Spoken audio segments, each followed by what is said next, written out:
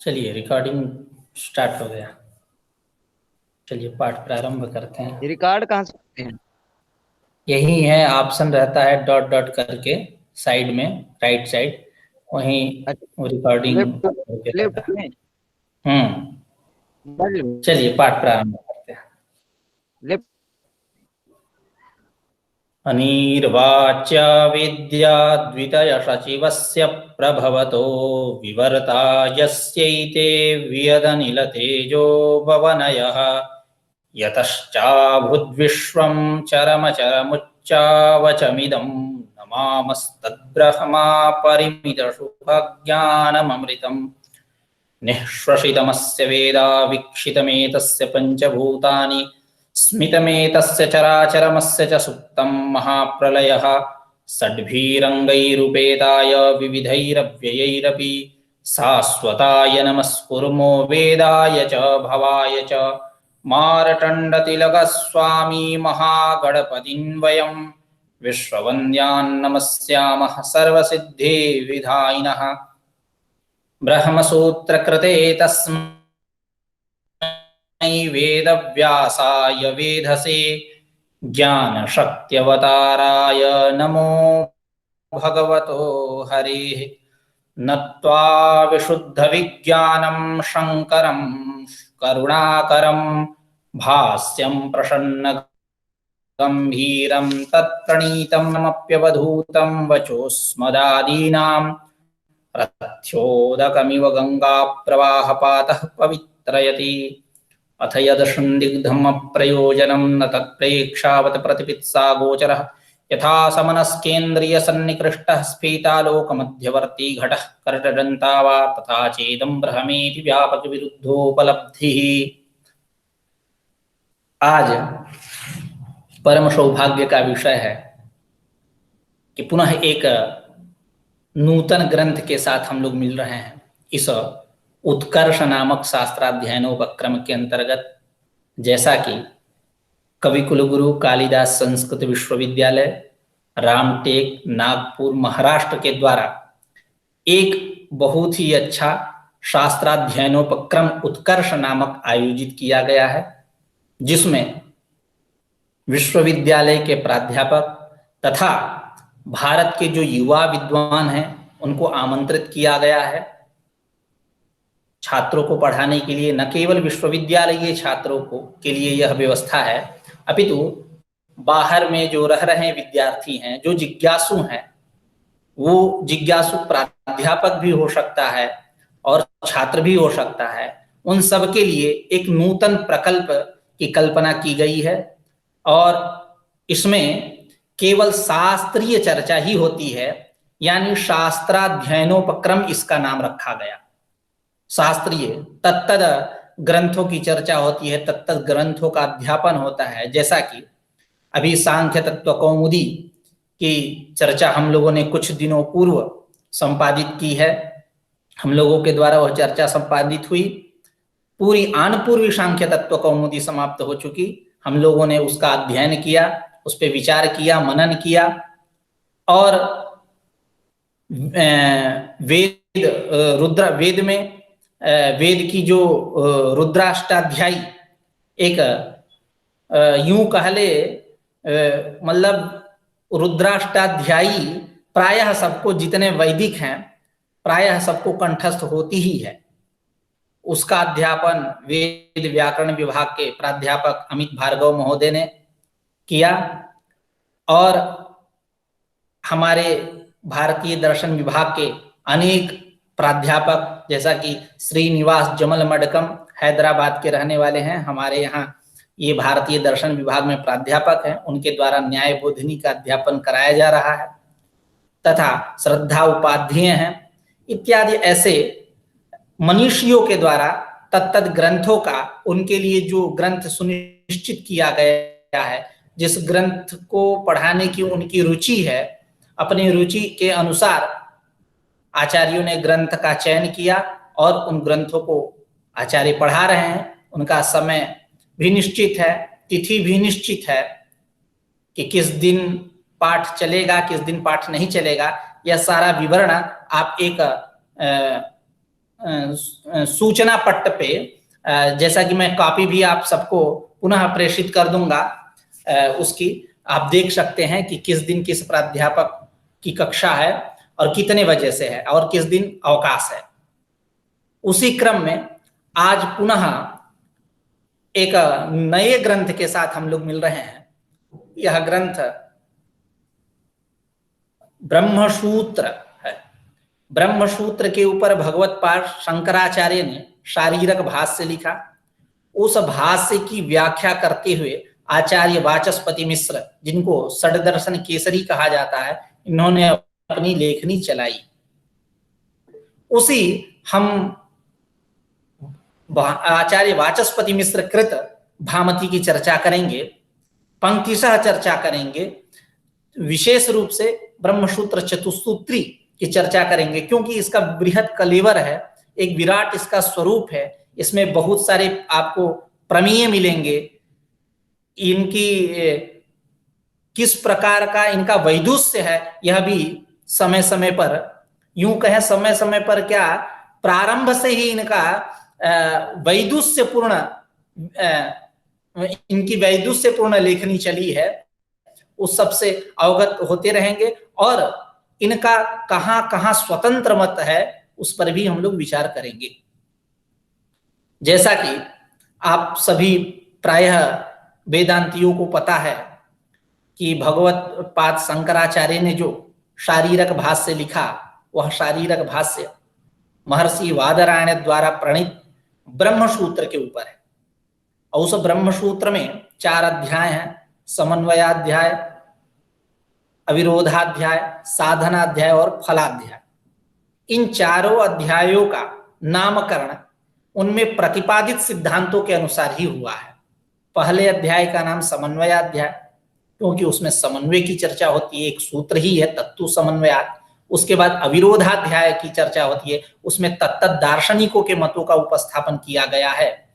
मतलब उन सारे दार्शनिकों के मतों का अनुशीलन करने से, पर्यालोचन करने से यह बात स्पष्ट हो जाती है। और भगवत पाद शंकराचार्य ने अपने लेखनी के माध्यम से, अपने विचार के माध्यम से यह बात स्पष्ट किया है कि इनमें कोई विरोध नहीं है, वेदांत से इनका कोई विरोध नहीं है। अविरोध की स्थापना उन्होंने उसमें किया। और जो उनके भाष्य हुआ करते हैं, वह भाष्य सूत्रानुक्रम के अनुसार ही है, सूत्रानुक्रम के अनुसार ही है। ये नहीं कि केवल भगवत पाद शंकराचार्य ने ही अविरोध स्थापित किया, अपितु सूत्र जो वादरायण प्रणीत सूत्र हैं, उनका भी यदि सूक्ष्मतम यदि हम अध्ययन करें, सूक्ष्मतम उस पर विचार करें, तो यह बात स्पष्ट हो जाएगी कि किसी दार्शनिक के मत से कोई विरोध नहीं है। और साधनाध्याय, ब्रह्म प्राप्ति जो वेदांत का परम प्रयोजन है। क्या परम प्रयोजन है? तो अनर्थ की निवृत्ति और निरतिशय ब्रह्मानंद की अवाप्ति, यही वेदांत का प्रयोजन है। तदैक्य प्रमेयगत अज्ञान निवृत्ति ही स्वस्वरूपानंदावाप्तिश्च, ऐसा वेदांत सार में भी सदानंद यति जी कहते हैं। कुछ लोग यहाँ पूर्व पक्ष भी करते हैं कि जो संसार है, इस संसार में प्रायः सभी को, प्रायः पद भी हटा दे, यूं कहे कि सभी को अहम अहम अहम इस प्रकार का प्रत्यय होता है, ज्ञान होता है, अहम अस्मि अहम अस्मि अहम अस्मि इत्यादि रूप से। और सभी लोग दुख का अनुभव भी करते हैं, अहम दुखी अहम दुखी। इसलिए ज्ञात ज्ञापकत्व और निष्प्रयोजनत्व दोनों बैठा है। तो कैसे हम इस वेदांत दर्शन को हम कहेंगे कि यह अज्ञात का ज्ञापक है और यह सप्रयोजन है? अपितु यह तो सबको अनुभव होता है कि मैं हूं अहम अस्मि, इस प्रकार का अनुभव होता है। पुनः वेदांत के द्वारा उसी बात का प्रतिपादन करना यह वृथा प्रयास है। यानी इसमें ज्ञात ज्ञापकत्व नहीं, अज्ञात, और ये अज्ञात ज्ञापक नहीं अपितु ज्ञात ज्ञापक हुआ, क्योंकि सबको इस प्रकार का अनुभव होता है। और सबको दुख का भी अनुभव होता है। यह भी आप नहीं कह सकते कि इस संसार में कोई दुखी ही नहीं है, यह संसार का स्वरूप ही है। आप जब देखेंगे जन्माद्यस्य यतः सूत्र, उस पे जो भगवत पाद शंकराचार्य की लेखनी चली है, जो उनका भाष्य है, उस भाष्य अस्य जगतो नाम रूपाभ्याम व्याकृतस्य अनेक कर्तृभोक्तृ संयुक्तस्य इत्यादि, वह जो भगवत पाद शंकराचार्य की लेखनी, उसमें जितने विशेषण है प्रायः जगत के हैं, सब जगत के हैं। अस्य जगतो नाम रूपाभ्याम व्याकृतस्य अनेक कर्तृभोक्तृ संयुक्तस्य प्रतिनियत देश काल निमित्त क्रियाफलाश्रयस्य मनसापि अचिन्त्य रचना रूपस्य यतः सर्वज्ञात सर्वशक्तेः कारणात् भवति तद्ब्रह्मेति वाक्यशेषः। ऐसा उसका अर्थ करते हैं उस सूत्र का, मनसापि अचिन्त्य।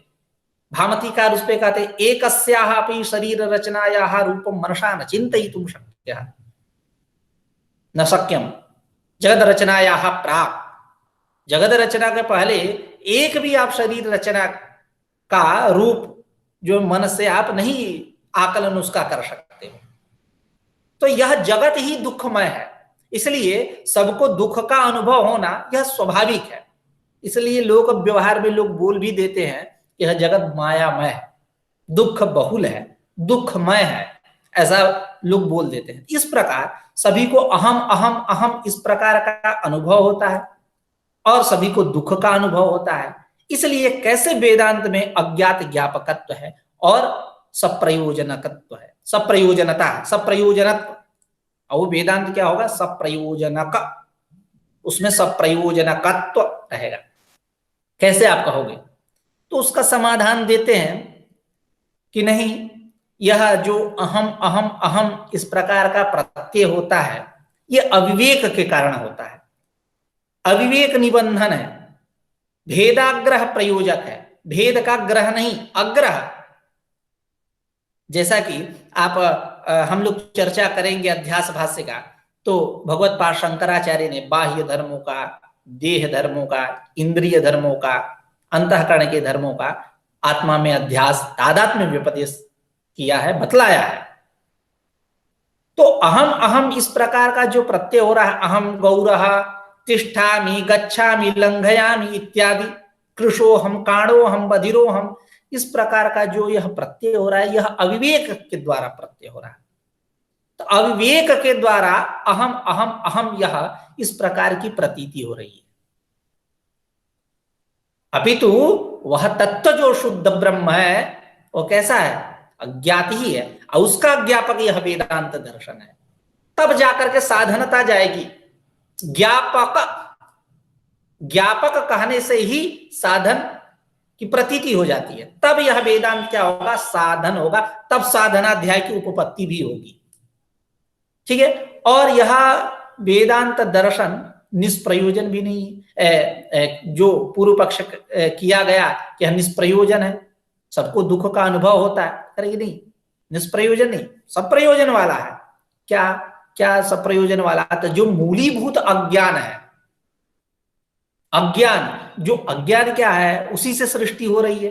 अज्ञान के विक्षेप शक्ति से, विक्षेप शक्तिस्तु लिंगादि ब्रह्मांडांतम जगत सृजेत यथा रज्ज्वज्ञानम स्वावृत्तरज्जौ स्वशक्त्या सर्पादिकम उत्पादयति तथा इदम अज्ञानम स्वावृतात्मनि स्वशक्त्या नाम विक्षेप शक्त्या आकाशादि प्रपंचम उत्पादयति उद्भावयति। विक्षेप शक्तिस्तु लिंगादि ब्रह्मांडांतम जगत सृजेत, वेदांत सारे। तो उस सबका यह कारण क्या है? वह अज्ञान। जब प्रलय होता है तो विपरीत क्रम से प्रलय होता है। जैसा कि हम लोग वेदांत परिभाषा में कभी प्रसंग आएगा तो चर्चा करेंगे। जगत प्रतिष्ठा देवर्षे पृथिव्यप्सु प्रलीयते तेजस्यापः प्रलीयन्ते तेजो वायौ प्रलीयते वायुश्च लीयते व्योम्नि तच्चा व्यक्ते संप्रलीयते अव्यक्तम पुरुषे राजन् निष्कले संप्रलीयते। सब जाकर के ब्रह्म में, पहले अज्ञान, उसके बाद की कोटि जो है ब्रह्म, सब जाकर के ब्रह्म में रहेंगे। ब्रह्म में रहेंगे मतलब वो तदाश्रयत्वेन केवल अभिमत होगा। सबका ब्रह्म में ही जाकर के विलय होगा। यानी क्योंकि सर्वस्यापि धर्मस्य समन्वते ब्रह्मनिष्ठा अत्यंता भाव प्रतियोगित्वात्, सबका उस ब्रह्म में अत्यंता भाव है। जिसका हम अत्यंता भाव कर रहे हैं वो अत्यंता भाव का प्रतियोगी होगा, जगत प्रपंच जो भी आप कहें। तो इस प्रकार यह जो मूलीभूत अज्ञान है, उस अज्ञान की और उस अज्ञान का जो कार्य दुखादि, उनकी निवृत्ति करना ही वेदांत का प्रयोजन है। इसलिए आप निष्प्रयोजन भी नहीं कह सकते, सब प्रयोजन वाला यह वेदांत है। ठीक है, तो उस साधन अध्याय में ब्रह्मसूत्र के का जो तीसरा अध्याय है, बात चल रही थी कहीं और, बात चल गई, ट्रैक बदल गया, खैर कोई बात नहीं, विषय से संबंधित है। ज्ञापक उसी से साधन आया। तो यह वेदांत ब्रह्म का जो सत्ता निश्चय रूप अपरोक्ष ज्ञान है, उस अपरोक्ष ज्ञान का साधन क्या है, एतद विषय चर्चा उस साधन अध्याय में हुई है। और फलाध्याय, फलाध्याय में किसकी चर्चा हुई है, तो फलाध्याय में जो फल है, फल की चर्चा हुई है। वैयाकरणों के यहां दूसरा फल, वो जो कहते हैं फलाश्रयत्वम कर्मत्वम प्रकृत धातुपात प्रधानीभूत व्यापार प्रयोज्य प्रकृत धात्वर्थ फलाश्रयत्वेन उद्देश्यत्वम कर्मत्वम, खैर उसकी चर्चा नहीं। हमारे यहाँ वेदांत में उसी को परसमवेत क्रिया फलशाली ही कर्म ऐसा कहा गया। तो यहाँ फल की बात चल रही है। किस फल की बात चल रही है? उस फल की बात चल रही है जो निरतिशय, जो वेदांत का प्रयोजन है, जिससे बढ़कर के किसी का अतिशय हो ही नहीं सकता। जैसे इसको समझे एक उदाहरण के माध्यम से। संभवतः आप लोग, हाँ सभी लोग तो सांख्य तत्व कौमुदी के अध्ययन क्रम में उपस्थित ही थे, तो हाँ अब इस तरह से फोटो बढ़िया आ रहा है, तो सभी लोग तो उपस्थित थे ही प्रायः करके। तो उसमें एक चर्चा आई थी, एक कारिका है, संभवतः दूसरी कारिका, दृष्टवदानुस्रविकः सह्य विशुद्धि क्षयातिशयुक्तः तद्विपरीतः श्रेयान् व्यक्ता व्यक्तज्ञ विज्ञानात्मनि, ये दूसरी कारिका है। एक कारिका और अतिशय वाला सह्य, हाँ यही कारिका, दृष्टवदानुस्रविकः सह्य विशुद्धि क्षयातिशयुक्तः, अतिशय अतिशय युक्त। वहां बात चल रही थी, वहां की चर्चा थोड़ी सी कर दे रहा हूं कि सांख्य शास्त्रोक्त उपाय श्रेयस्कर है कि वैदिक उपाय श्रेयस्कर है। पहले क्या हुआ, पहले लौकिक उपाय के विषय में चर्चा हुई, उसमें यह बात बतला दी गई कि नहीं, लौकिक उपाय जो है दुखत्रय का एकांतिक और आत्यंतिक निवृत्ति नहीं कर सकता। तो फिर कहा कि तब तो वैदिक उपाय है, वो दुखत्रय का आत्यंतिक और एकांतिक और आत्यंतिक निवृत्ति करेगा। दुखत्रय का आप यही कह रहे थे कि लौकिक उपाय में वो सामर्थ्य नहीं है, लेकिन वैदिक उपाय में तो है, और उसके अपेक्षा लघु भी है सांख्य शास्त्रोक्त उपाय की अपेक्षा, क्योंकि वो सहस्र जन्म, वो अनेक परंपरा आयास साध्य है, अनेक जन्म आयास साध्य है सांख्य शास्त्रोक्त उपाय। यह मुहूर्त याम अहोरात्र इत्यादि आयास साध्य है, यह वैदिक उपाय श्रेयस्कर तो यही हुआ। और आत्यंतिक और ऐकांतिक आत्यंतिक उभय विध दुख की निवृत्ति कर रहा है, इसलिए लौकिक उपाय भले मत हो, सांख्य ये वैदिक उपाय से ही हम दुखत्रय की निवृत्ति करेंगे। तो उस पे कहते हैं कि नहीं, यह जो वैदिक उपाय है अविशुद्धि क्षय और अतिशय से युक्त है। उसी अतिशय की चर्चा करते हुए आचार्य वाचस्पति मिश्र कहते हैं, अतिशय को दिखलाते हैं, कहते हैं कि अतिशय का मतलब यह है कि एक से बढ़ के एक, जैसा कि लोक व्यवहार में भी हम लोग बोल देते हैं शेर और सवा शेर, शेर और सवा शेर, तो उसी प्रकार एक से बढ़ के एक। जैसे आपको राज्य की कामना है, स्वराज्य की कामना है, तो ज्योतिष्टोमादि याग करिए, ज्योतिष्टोमेन यजेत स्वर्ग काम इत्यादि। यदि सम्राट बनना है तो आप क्या करो, वाजपेयी याग करो। तो इस प्रकार एक से बढ़ के एक उपाय, उच्चावच, यह संसार भी उसी प्रकार का। अभी इस कारिका में श्लोक, मंगल श्लोक में भगवत आचार्य वाचस्पति मिश्र कहेंगे, चरा चरम चरम अचरम चरम अचरम, उच्चावचम, निम्नोन्नतम, ऊर्ध्वाधम, अभी चर्चा होगी। मतलब एक से बढ़ के एक, स्टेप बाय स्टेप। वीर हो गया वसुंधरा, या वसुंधरा वीरों से खाली नहीं है। वसुंधरा में बहुत सारे वीर पड़े हैं। कोई यदि ऐसा समझ रहा है कि मैं दुनिया का एक लौता विद्वान हूं, ऐसी बात नहीं। ये उसका अभिमान हो सकता है, क्योंकि यहाँ शेर सवा शेर बैठे हुए हैं, एक से बढ़ के वीर हैं यहाँ। खैर, इसको अतिशय के लिए समझ सकते हैं। अतिशय के लिए यह सटीक एकदम उदाहरण है, बहुत ही अच्छा है। मतलब एक से बढ़ के।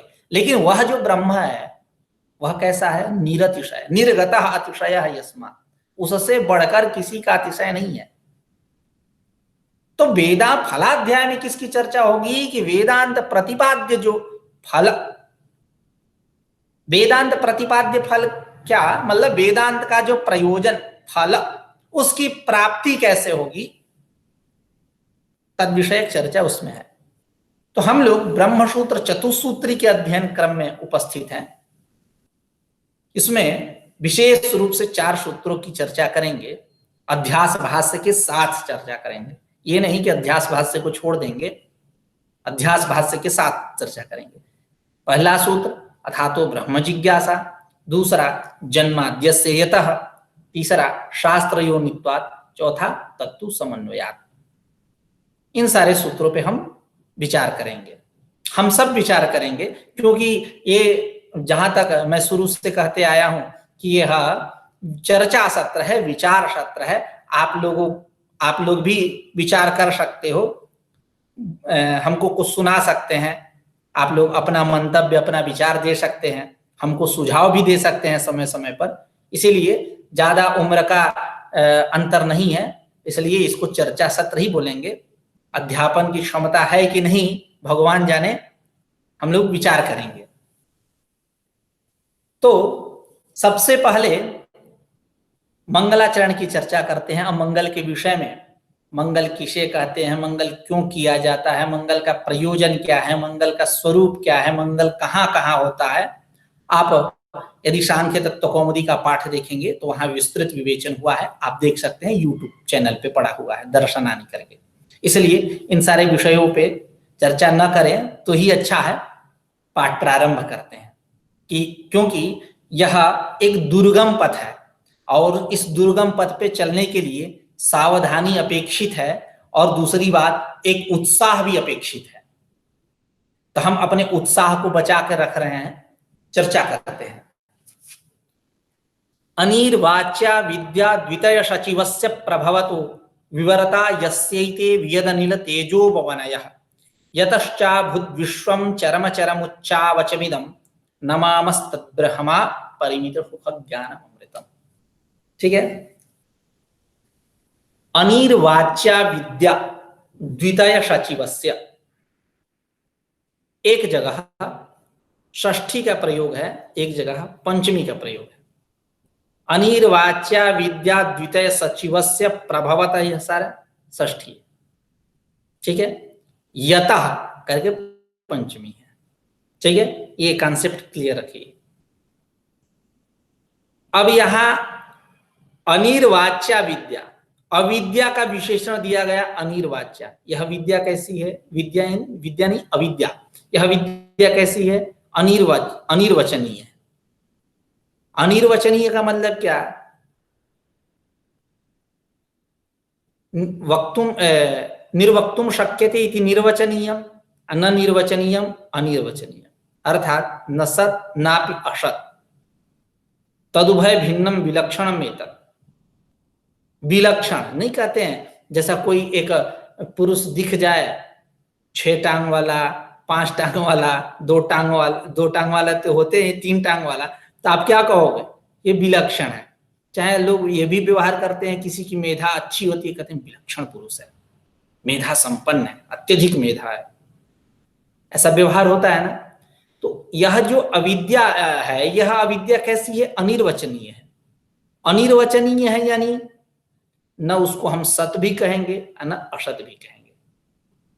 तो पहली बात, पहले सत और असत को समझ लीजिए सामान्य रूप से, उसके बाद हम अनिर्वचनीय पे आएंगे। सत मतलब त्रिकाला बाध्यत्व, जिसका तीनों काल में बाध न हो।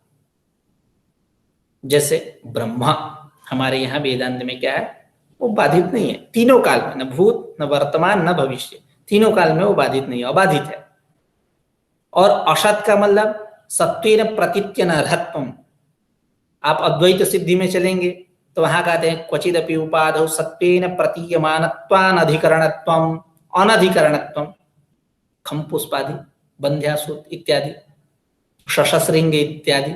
एष बंध्यासुतो याति ख पुष्पकृतशेखरः कूर्म क्षीरचये स्नातः शशसृंग धनुर्धर, ऐसा करके एक श्लोक मिलता है। आप मंजूषा देखेंगे तो वो शक्ति प्रकरण में संभवता है। तो सत मतलब त्रिकालाबाध्यत्व, असत्व मतलब क्वचिदपि उपाधौ सत्वेन प्रतीयमानत्वान अधिकरणत्व, या सत्वेन प्रतीयमानत्वान अर्हत्व, अनर्हता होनी चाहिए उसमें। लेकिन यह अविद्या कैसी है, यह इस दोनों से हटके, ठीक है, कैसी है, दोनों से हटके। मतलब यूं कह ले दूसरे शब्दों में, जैसा कि आप लोक व्यवहार में देखते होंगे, लाल गाय देखे होंगे, काली गाय देखे होंगे, सफेद गाय देखे होंगे, चितकबरी भी गाय देखे होंगे, जर्सी, चितकबरी। अब जो चितकबरी गाय है उसको कोई एक नाम दे सकते हैं आप विशेषण के रूप में कि यह लाल है, यह काली है, यह सफेद है? नहीं दे सकते। क्यों? क्यों? मल्टी कलर वाली है, उसमें नाना कलर चितकबरी बोल ही रहे हैं, उन सब से हटके है। उसी प्रकार यह अविद्या है, न उसको आप सत भी कह सकते हो, न वह असत भी है, न सद है न असत है, अपितु दोनों से कैसी है वह विद्या भिन्न है। सन्ना सन्नाप्युभयात्मिकानो भिन्ना भिन्नाप्युभयात्मिकानो संगानंगाप्युभयात्मिकानो यायात भूता अनिर्वचनीय रूपा, अविद्या है। अविद्या माया में यत्किंचित भेद है। अविद्या जीव की उपाधि है, माया ईश्वर की उपाधि है, इत्यादि तत्तद स्थलों में वेदांत ग्रंथ के तत्तद स्थलों में भेद प्रतिपादित किया गया। आप चित्सुखी, अद्वैत सिद्धि इत्यादि ग्रंथ देख सकते हैं। यथा समय यहां भी चर्चा होगी। खैर, तो यह अविद्या कैसी है? अनिर्वचनीय है। मतलब न सद है वह, न असद है, यह अनिर्वचनीय अविद्या। पहले समास करिए। तो इस प्रकार अविद्या के विषय में सामान्य रूप से समझिए। और देखिए अविद्या जो है, अविद्या, माया, अज्ञान, अध्यास सब एक ही संप्रदाय के हैं, एक ही संप्रदाय के हैं। यूं कहे एक ही गोत्र के हैं, यह भी कह सकते हैं। इन सब का गोत्र भी एक ही है। सबके मूल में अज्ञान, अविद्या बैठी है। सब एक दूसरे के पर्याय है। भगवत पाद शंकराचार्य कहेंगे अध्यास भाष्य में ही, तमे तमेवं लक्षणं पंडिताः अविद्येति मन्यन्ते स्मृति रूपः परत्र पूर्व दृष्टा व भाषा। जब कहेंगे वहीं तमे तमेवं लक्षणं पंडिताः अविद्येति मन्यन्ते। जब भामती की चर्चा करेंगे तो भामतीकार भी कहेंगे क्या? जब स्मृति रूपः परत्र पूर्व दृष्टा व भाषा की चर्चा करेंगे तो कहेंगे कि सचायम एवं लक्षण को यम अध्यासः, सचायम एवं लक्षण को यम अध्यासः अनिर्वचनीयः सर्वेषां सम्मतः परीक्षकाणां तद्भेदे परम विप्रतिपत्तिः इति अनिर्वचनीयतां दृढयितुम् आह तं केचिदन्यत्र अन्यधर्मावभाषाध्यासः इति। अभी हम लोग चर्चा करेंगे। सचायम एवं लक्षण को यम अध्यासः, एवं लक्षणतः अध्यासः मतलब स्मृति रूपः परत्र पूर्व दृष्टावभाषा इति एवं लक्षणतः अध्यासः। यही लक्षण है अध्यास का। पहले तो यही लक्षण किया गया भगवत पाद के द्वारा। उसके बाद लास्ट में अतस्मिन् तद्बुद्धि संक्षेपाभिधान कहते हैं, संक्षिप्त लक्षण बनाते हैं। उसकी वाचस्पति मिश्र व्याख्या करते हुए कहते हैं कि संक्षिप्त लक्षण है, प्रधान लक्षण इसको मत समझिए। प्रधान लक्षण स्मृति रूपः परत्र पूर्व दृष्टा व भाषा ही है। तो सचायम एवं लक्षण को यम अध्यास अनिर्वचनीय, यह अध्यास ही क्या? अनिर्वचनीय। निर्वचनीय नाम दे दिए। इस अध्यास के लिए अनिर्वचनीय नाम दे दिए। अब भगवत्पाद शंकराचार्य ने क्या नाम दिया? अविद्येति मन्यन्ते। तो सचायम एवं लक्षण को यम अध्यासः अनिर्वचनीयः सर्वेषां सम्मतः, सर्वेषां आचार्याणां सम्मतः, परीक्षकाणां तद्भेदे परम विप्रतिपत्ति। परीक्षक जो है उनको भेद स्वाभाविक है, उनको विप्रतिपत्ति स्वाभाविक है, इसलिए अपना अपना लक्षण करते हैं। आत्मख्यातिवादी क्या कहते हैं? यत्र यदध्यासः तस्यैव तम केचिदन्यत्र अन्य धर्मावभाषा अध्यासः। अख्यातिवादी क्या कहते हैं? यत्र यदध्यासः तद्विवेकाग्रह निबंधना। और नैयायिक क्या कहते हैं? यत्र यदध्यासः तस्यैव विपरीत धर्मत्व कल्पना इति। लेकिन भगवत्पाद शंकराचार्य क्या कहते हैं? सर्वथा तु अन्यस्य अन्य धर्मावभासतां न व्यभिचरति। अन्यस्य अन्य धर्मावभासतां न व्यभिचरति। वाचस्पति मिश्र उस पे क्या कहते हैं? अन्यस्य अन्य धर्मावभासतां न व्यभिचरति पे आचार्य वाचस्पति मिश्र क्या कहते हैं? कहते हैं अन्यस्य अन्य धर्मावभासतां न व्यभिचरति सचाय परीक्षकाणां तद्भेदे वरम विप्रतिपत्तिः निर्वचनीयतां दृढ़ीतुम् आह। वहां आचार्य वाचस्पति मिश्र की एक पंक्ति है, एवं अख्यातिवादिभिः अकामैरपि सामानाधिकण्ड्य व्यपदेशात् प्रवृत्तिनियम स्नेहात् इदम् अभ्युपेयम्। एवं लक्षण को यम एक पंक्ति है, 1 मिनट आप हमको दीजिए। एक बहुत ही अच्छी पंक्ति है।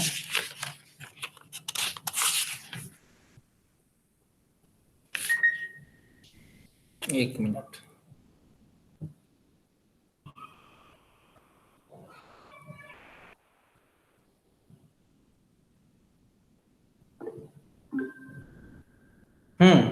तो भगवत्पाद शंकराचार्य की जो पंक्ति है, सर्वस्य अन्यस्य अन्य धर्मावभासतां न व्यभिचरति, सर्वथा तु अन्यस्य अन्य धर्मावभासतां न व्यभिचरति, उस पे आचार्य वाचस्पति मिश्र कहते हैं अन्यस्य अन्य धर्मावभासता अनृतता सा च अनिर्वचनीयता इति यदस्तात् उत्पादितं तेन सर्वेषां परीक्षकाणां मति अन्यस्य अन्य धर्मावभासता अनिर्वचनीयता इति अवश्यं भाविनी अनिर्वचनीयता सर्वतंत्रा विरुद्धोऽर्थः अख्यातिवादिभिः अकामैरपि सामानाधिकण्य व्यपदेशात् प्रवृत्ति नियम स्नेहात् इदम् अभ्युपेयम्। ये आचार्य वाचस्पति मिश्र की पंक्ति है भामती में। हम लोग चर्चा करेंगे इस पे, यानी उसी की व्याख्या करते हैं।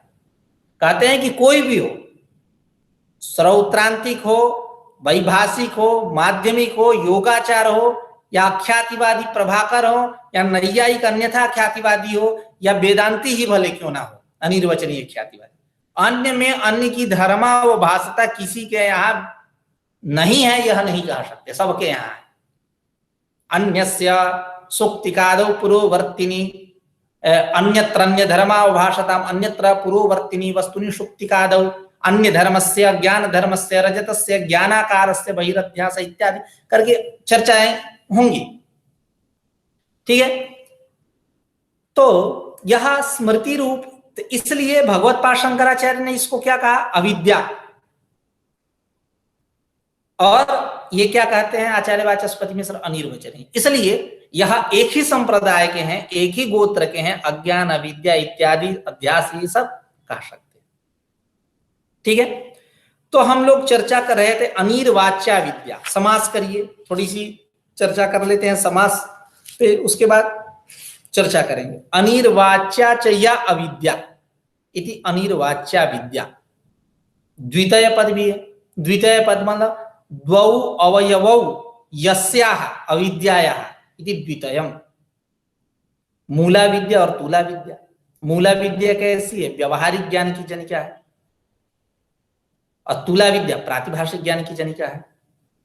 ऐसा करके यह चर्चा वेदांत परिभाषा में भी आई है, प्रत्यक्ष प्रमाण के लास्ट में, उपसंहार में, मूला विद्या कार्यत्व पक्षे इत्यादि करके।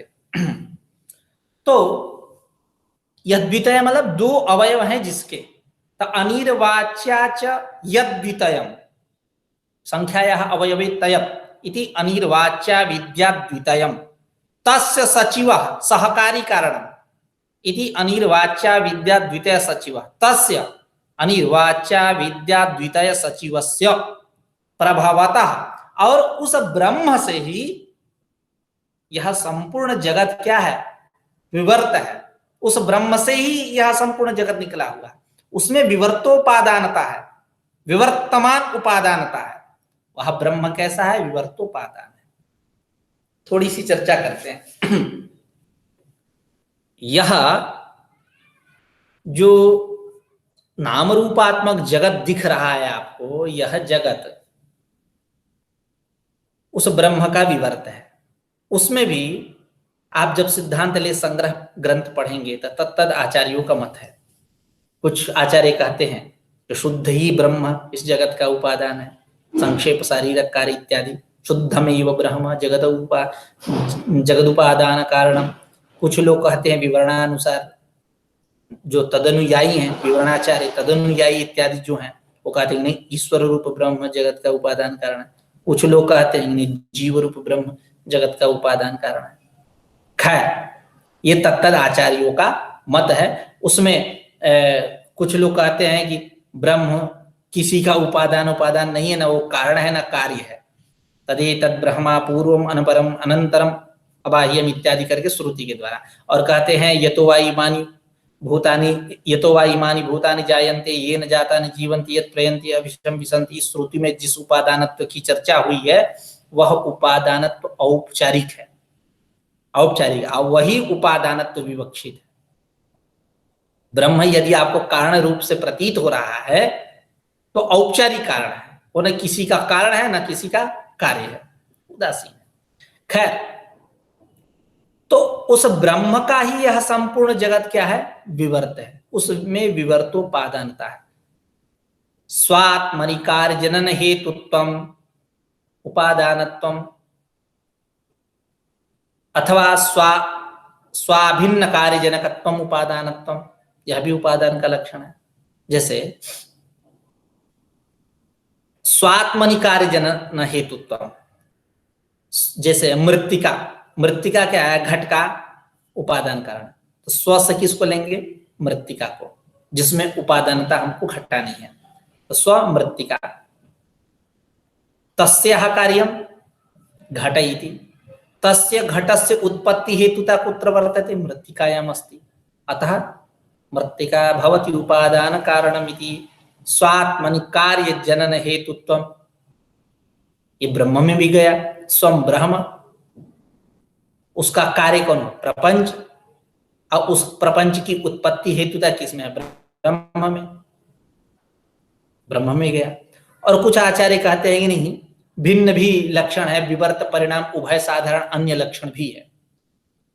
स्वाभिन्न कार्य जनकत्व, पूर्ववत लक्षण की संगति है। स्व मतलब ब्रह्म, मृत्तिका लीजिए पहले, वहीं घट के यहाँ घटाते हैं, उसके बाद घट के यहाँ घटाने के बाद ब्रह्म के यहाँ आएंगे।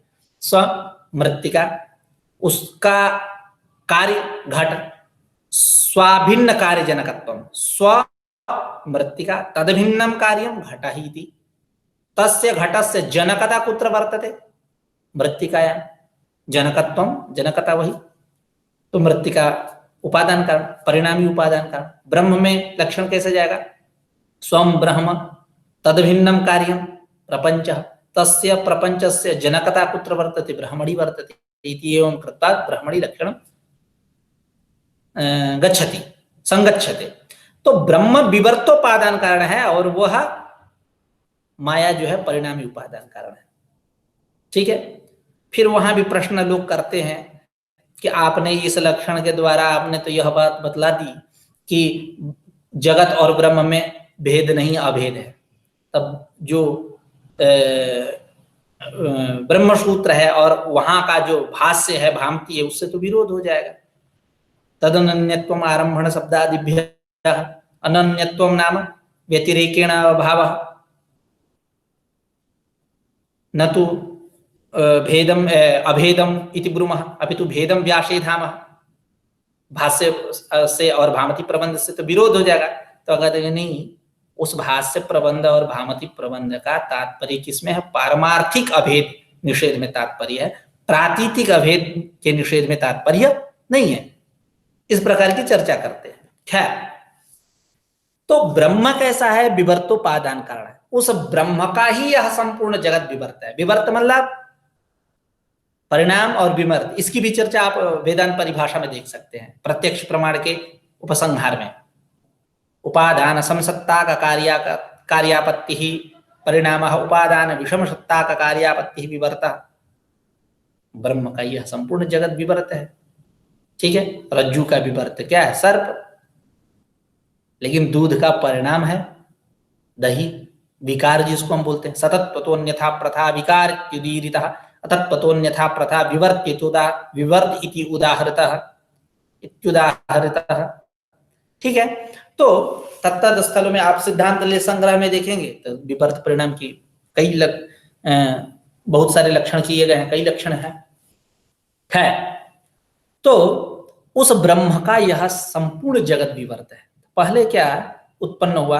तस्माद् वाये तस्माद् आत्मनः आकाशः सम्भूतः, आकाशाद् वायुः, वायोः अग्निः, अग्नेः आपः, अद्भ्यः पृथ्वी चोत्पद्यते। ये क्रम है। फिर यहाँ भी कई लोग कहते हैं कि नहीं, यह जो सृष्टि प्रतिपादक वाक्य है यह शुद्ध चैतन्य परक ही है। शबलवाची आत्मादि जो शब्द है सृष्टि आदि वाक्यों में तस्माद् वायि तस्माद् आत्मनः ऐसा पद देखने को मिला। तो उस पद को देख करके कहते हैं कि यह जो आत्मादि शब्द है वो शुद्ध ब्रह्म का के ही वाचक है। ये ऐसा संक्षेप शारीरकार कहते हैं। सृष्टि प्रतिपादक वाक्येषु आत्मादि शब्दानां शुद्धे ब्रह्मण्येव लक्षणा। ठीक है, तो आप सिद्धांत ले संग्रह देखेंगे तो वहां चर्चा मिलेगी। तो उस ब्रह्म का ही यह संपूर्ण जगत विवर्त है। वियद अनिल तेजो वनयः।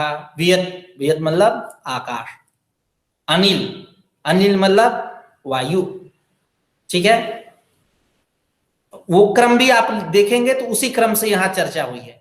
तस्माद् वायि तस्माद् आत्मनः आकाशः सम्भूत, आकाशाद् वायुः अनिल आया, वायोः अग्निः तेज आया, अग्नेः आपः अब आया, अद्भ्यः पृथ्वी अवनि जिसको हम बोलते हैं।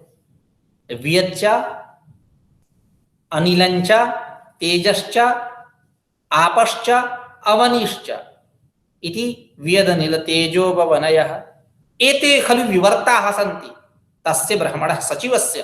कीदृशस्य सचिवस्य?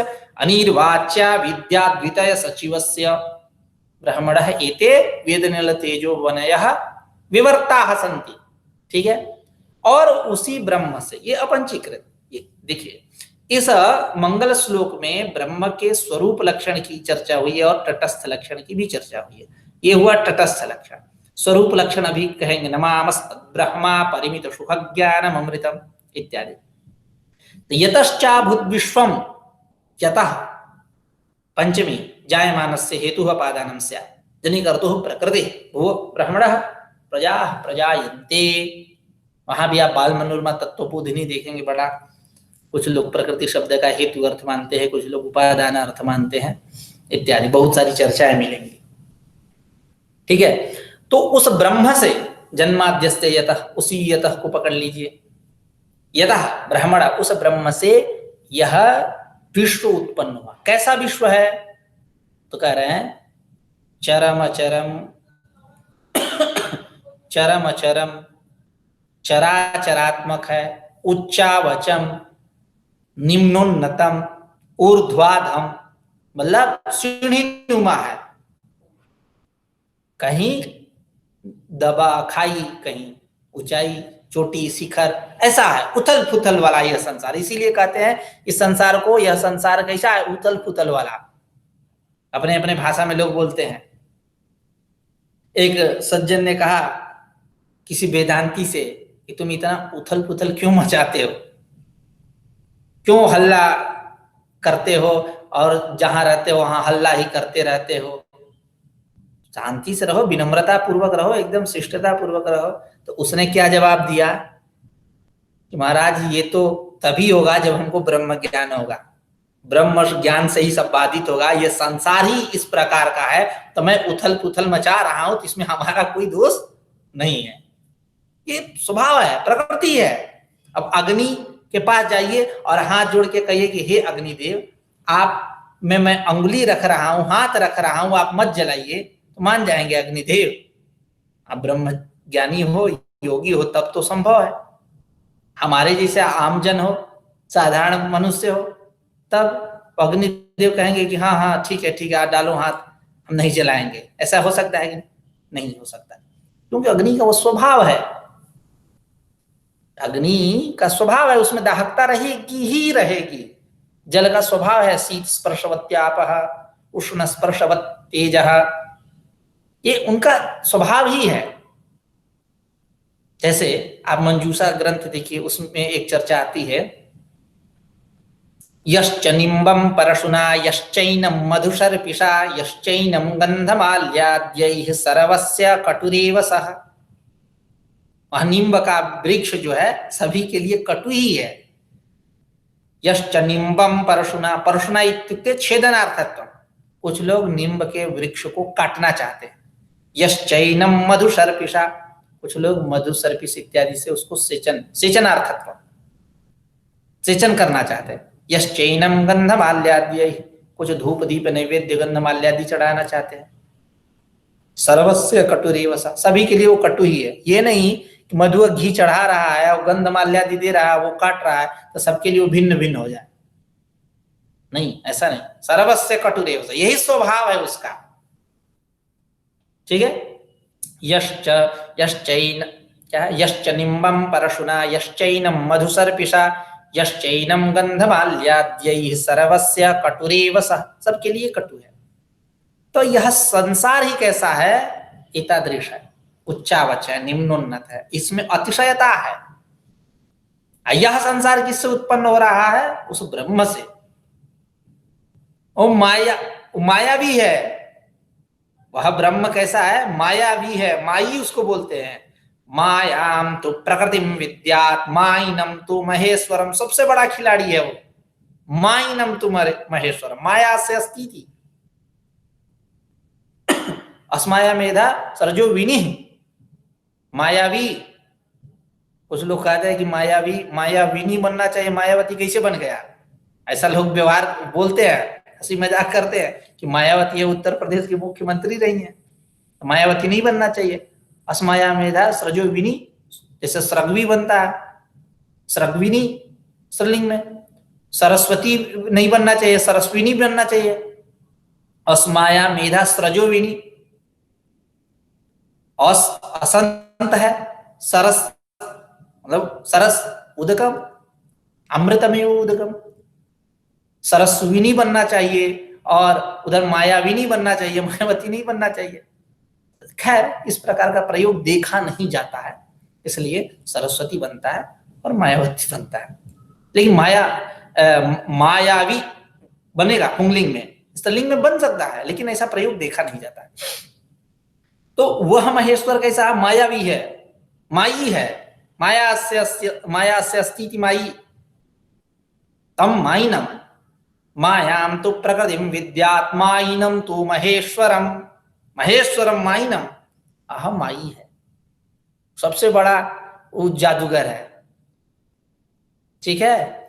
तो उस ब्रह्म से यह संपूर्ण जगत क्या हुआ, उत्पन्न हुआ क्या हो भी रहा है, ये अनवरत चलता रहता है जन्म, ये संसार ही इस प्रकार का है। संसार मतलब संसरणम संसार, ये जन्म और मृत्यु का चक्र, इसमें उत्पत्ति स्थिति लय रहता है, ठीक है। ये अनवरत अनिशम अहर्निशम प्रचलति, ठीक है। तो उस ब्रह्म से एतादृश जगत उत्पन्न हुआ। यतश्चाभूत विश्वम चरम चरमुच्चावचमिदम इदम इदम इदमस्तु सन्निकृष्टे, अंगुल्यां निर्देश कर रहा है, ये जगत सामने देखो, ये रखा है जगत जो है, ये सामने रखा है, मतलब सब आप भी जगत में हो,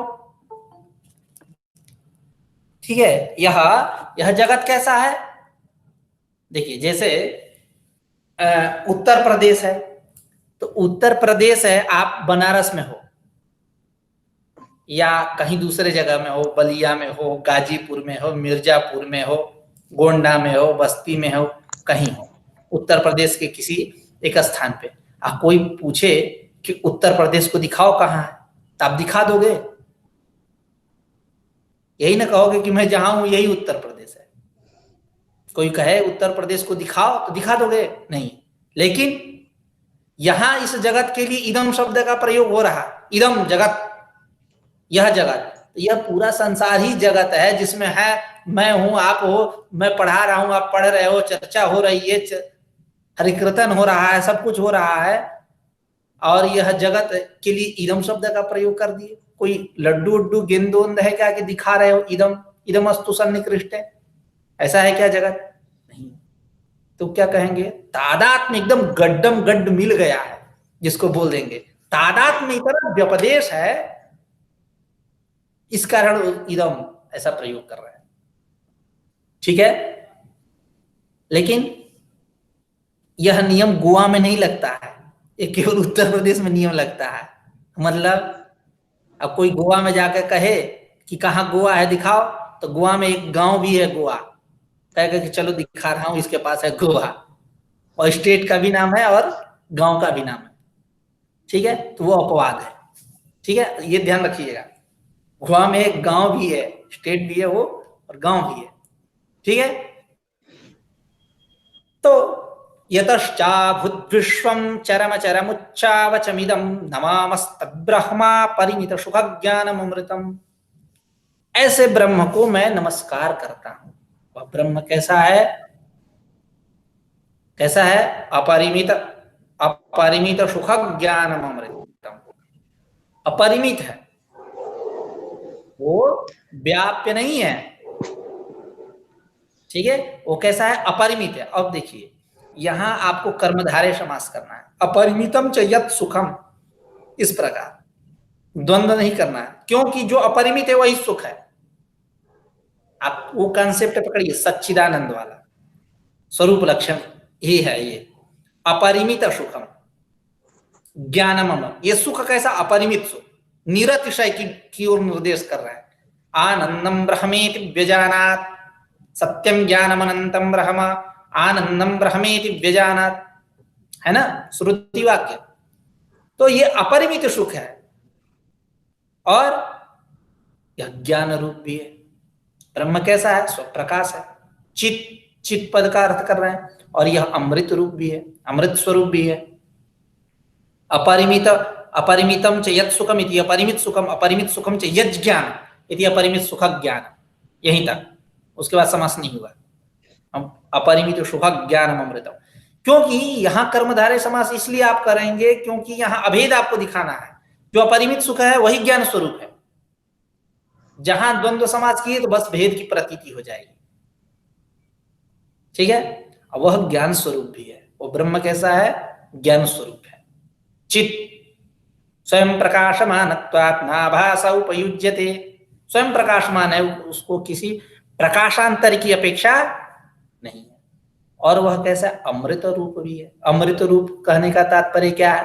अमृत जैसे कहते हैं ना, अपाम सोम अमृता भूम, सोम रस पिया बस अमर हो गए हम लोग, ऐसा है, मिलता है ना, सोम रस पिए और अमर हो गए। तो कहने का तात्पर्य क्या है कि वह अमर हो गए का मतलब क्या? नित्य त्रिकाला बाध्यत्व, ये कहना चाहते हैं कि वह ब्रह्म कैसा है? अमृत स्वरूप है, यानी त्रिकाला बाधित है, तीनों काल में उसका बाद नहीं होता। जैसे अमृत पी लोगे तो क्या तुम्हारा क्षय होगा? तुम क्षयशील हो। जब सांख्य तत्व कौमुदी हम लोग पढ़ रहे थे तो उसमें कहा नचई सक्षयी, यहां वैदिक जो है उपाय क्षयी नहीं है, क्षयशील नहीं है। क्यों? उसमें प्रमाण दिए थे, अपाम सोम अमृत भूम, एक स्वर्ग की परिभाषा भी दिए थे वहां, यन्न दुखे न संभिन्नम न च ग्रस्तमनंतरम अभिलाषोपनीतम च तत्स्वः पदास्पदम। नहीं, आप देखिए द्वितीय कारिका और की जो अवतरणिका है वही। तो यह ब्रह्म कैसा है? अमृत है, अमृत स्वरूप है, यानी त्रिकाला बाध्यत्व उसमें बैठा है। एतादृश ब्रह्म को मैं नमस्कार करता हूं, मेरा प्रणाम है उनको। स्वरूप लक्षण बतला दिए ऊपर, तटस्थ लक्षण। अब स्वरूप लक्षण क्या है, तटस्थ लक्षण क्या है, आप जाकर के वेदांत परिभाषा में देख लीजिएगा। स्वरूपमेव लक्षणम, स्वरूप लक्षणम स्वस्य स्ववृत्तित्वा भावे कथम लक्ष्य लक्षणत्वम इति स्वस्यैव स्वापेक्षया धर्मी धर्म भाव का भाव कल्पनया लक्ष्य लक्षणत्वम आनंदो विषयानुभव नित्यत्वम चेति संति धर्माः चैतन्यात् पृथक्त्वेपि पृथगैव भाषन्ते। वो सारी चर्चाएं वहां चली हैं। यावत् लक्ष्य कालमनवस्थितत्वे तद्व्यावर्तकत्वं गन्धवत्वं पृथ्वी लक्षणम् उत्पत्ति काले घटादिषु महाप्रलय परमाणुषु च गंधाभावात् परंच तत्र अस्ति व्यावर्तकत्वम् इत्यादि, आप वहां की पंक्ति देख सकते हैं। तो इस प्रकार क्या हुआ कि यह ब्रह्म का ही यह विवर्त है। कौन? वेद, अनिल, तेज और जल और पृथ्वी विवर्त है। कैसा ब्रह्म? अनिर्वाच्या विद्या द्वितय सचिवस्य ब्रह्मण एते खलु विवर्ता। उसी ब्रह्म से यह संसार उत्पन्न हुआ। यह संसार कैसा है? उसका स्वरूप बताइए। चराचरम, चरम अचरम, चरम अचरम, चराचरात्मक, उच्चावचम, निम्नोन्नतम, ऊर्ध्वाधम है। और वह ब्रह्म कैसा है? जगत का स्वरूप बताए। ब्रह्म का स्वरूप अपरिमित सुख ज्ञानम अमृतम तद्रूप। ऐसे ब्रह्म को मैं नमस्कार करता हूं। अगली चर्चा क्या है? अगली पंक्ति, अगला श्लोक है निःश्वसितमस्य वेदा वीक्षितमेतस्य पंचभूतानि स्मितमेतस्य चराचरमस्य च सुप्तं महाप्रलयः इत्यादि। षड्भिरङ्गैरुपेताय विविधैरव्यैरपि शाश्वताय नमस्कुर्मो वेदाय च भवाय च इत्यादि। चलिए आज की चर्चा यहीं समाप्त करते हैं। कल पुनः एक नई ऊर्जा से मिलेंगे, नए पाठ के साथ नई ऊर्जा से मिलेंगे।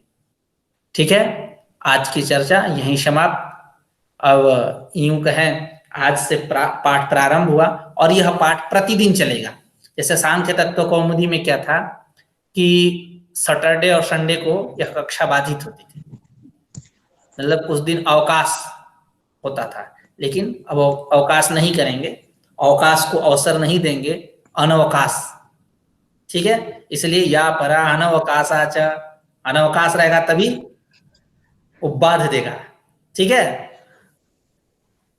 तो कहने का तात्पर्य ये है कि प्रतिदिन कक्षाएं चलेंगी।